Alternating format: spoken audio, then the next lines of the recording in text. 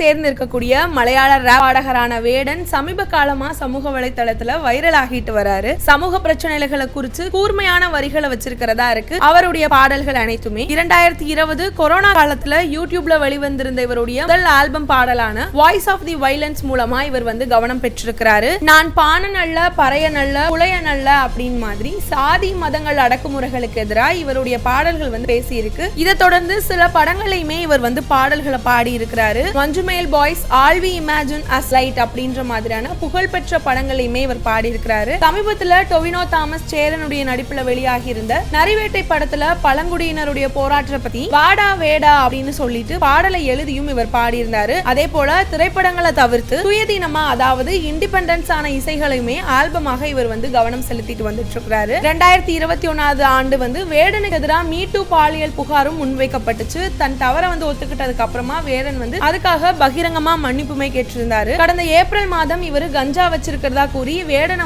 கொச்சியில போலீசார் கைது செஞ்சிருந்தாங்க. பின்னர் ஜாமீன்ல விடுவிக்கப்பட்ட இவர் சில மணி நேரத்திலேயே சிறுத்தை புலியோட பல் பொதிக்கப்பட்டிருந்த செயினை அணிஞ்சிருந்ததா சொல்லி கேரள வனத்துறை அதிகாரிகளால கைது செய்யப்பட்டாரு. இவருடைய பாடல்கள் பொதுவாக இந்து மதத்தையும் பிரதமர் மோடியையும் அடிக்கடி அவமதிக்கிற மாதிரி இருக்குன்னு பாஜகவினர் சமீபத்துல வேடன் மீது புகார் அளிச்சிருந்தாங்க. இத்தகைய சூழல்களுக்கு இடையில வேடனுக்கு சமூக வலைதளத்துல ஆதரவு பெருகிட்டு வருது.